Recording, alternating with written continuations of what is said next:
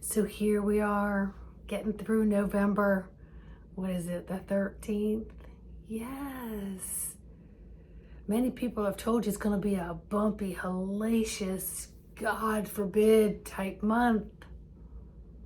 But if you're really doing your inner work and you're following that innate, intuitive God self voice, the one that tells you the energetics might be vibrating out here, but in here you've got it together because you're working on that nervous system.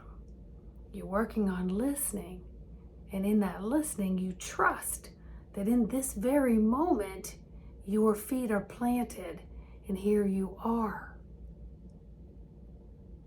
Now, some of the things that have been coming up is a lot of opportunity to merge a lot of things that don't serve you, to kind of bring them together, put them into a pile, take a glance, look at anything that might need any leftover, and then purge it, release it, let it go. Let it go.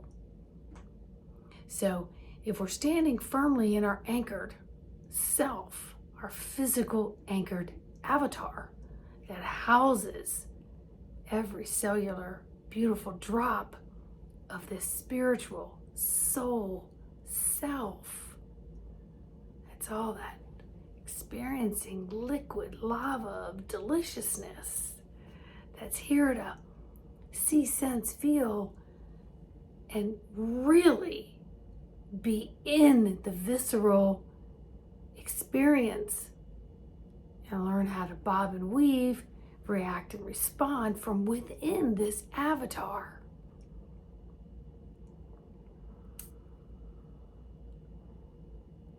Some of us are experiencing like, you're physically there, but your mental just goes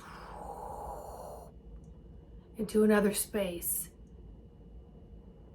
And then you have no idea what the content of what it was you were possibly thinking about. And then you realize, oh, I'm in this physical body. I'm in this physical body. So yesterday, I experienced turning into the wrong streets I'm very familiar with, just making a turn. Not once, not twice. And then I heard others saying that they were experiencing the same thing, that they just missed a turn and just had to go completely out of their way. Whatever reason that is, it could be because maybe the timing of your arrival needed to be delayed 1 or 2 minutes. So don't beat yourself up over it. If you know that you're fully grounded and that you're following the physical steps, because your avatar is the commander. Your avatar is being commanded by executive orders from your spiritual soul self. And you're not overriding those executive orders because they're coming from a clear, clean, cobweb-free subconscious, because you've been working on the merging and the purging of what doesn't serve. You're emptying out all those storage units, all those compartments, all those containers, all those veins and pathways of how you got here that no longer serve any purpose. They're done. Those lessons are done. You're at the top of the mountain. Give yourself a pat on the back. Know that every stride, every baby step, every step back, every pain, every ache, all of it got you to this moment. And now you know you can move forward and let all that go and bring in the ooey gooey newness that's about to fill your vessel and fill the environment around your vessel, the demographics. And so no more victimism. No more, why me? What did this happen to me? What's this? What's that? Why? Because some of us are just having to trip over a little bit of that same lesson because it's just bringing things back into visceral fruition of all the things that we've worked towards to get here.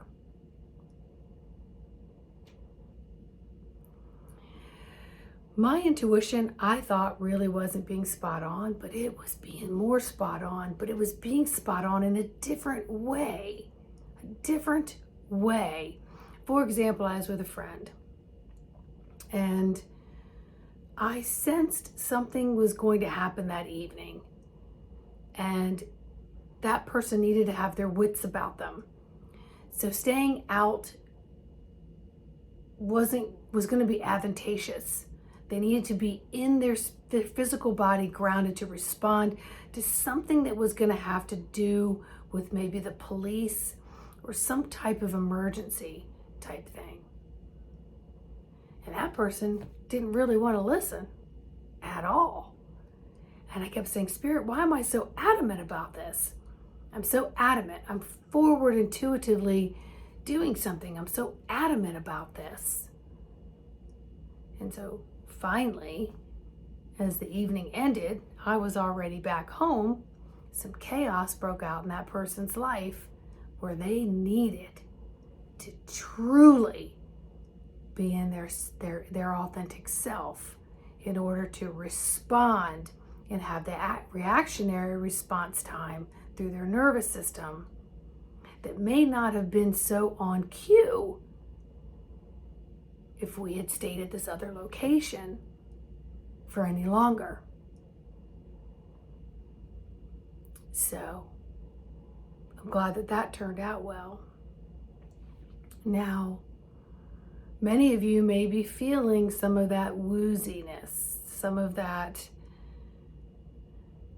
seeing things out of the corner of your eye, seeing sparks, seeing energy. Some may be feeling that visceral stomach, I'm on a roller coaster and this feels weird, where some people can get on a roller coaster and it feels exhilarating and exciting to have this new chapter, this adventure. You're exploring because your soul came in with this list of things that it wanted to experience. And you have to understand that your soul, your spirit, experiences those things that you've placed on your agenda before you've gotten into this vehicle. But it only experiences them through this vehicle. All the things that we take for granted, our sensories, what we touch, what we're smelling, what we're seeing, what we're hearing, what we're tasting, how we might be feeling. Sometimes we look at those things as not so important until maybe one is diminished. But we look at those as, I'm so used to them. What are they? And then you may get a smell or a sense of something or a hearing of something or a trigger of something that's going to ignite something inside of you. It could be a memory of any kind. And then so you go into that memory and then you can be like, oh, okay, well, thanks. I don't need to stay here because I've kind of learned my lesson through it. It's not really super important. I just have to know that I'm sitting right here while I had that memory. So you're still living with a foot between two worlds. But when you go into the memory, you actually physically take yourself out of what's currently happening, which is why some can call it an avoidance to the present moment. So we don't want to have avoidance to the present moment by going through the rewinds and the replays, watching the same series over and over and over again, thinking we're going to laugh at the same things, respond in the same way, or find something new in those old thoughts. That comes when we do regression work. When we do regression work, we can kind of go through things with a fine-tooth comb and seeing them from the inner eyes and taking your spiritual self through that scene. And then deciding, I'm done with this scene, I'm going to close it. I don't need that up in here anymore. I understand it better. And so when you're closing it up in here and letting it go, you're letting it go from where it's been attached in the physical, in the emotional, in the sight, in the smell, in the taste, and with your outer hearing.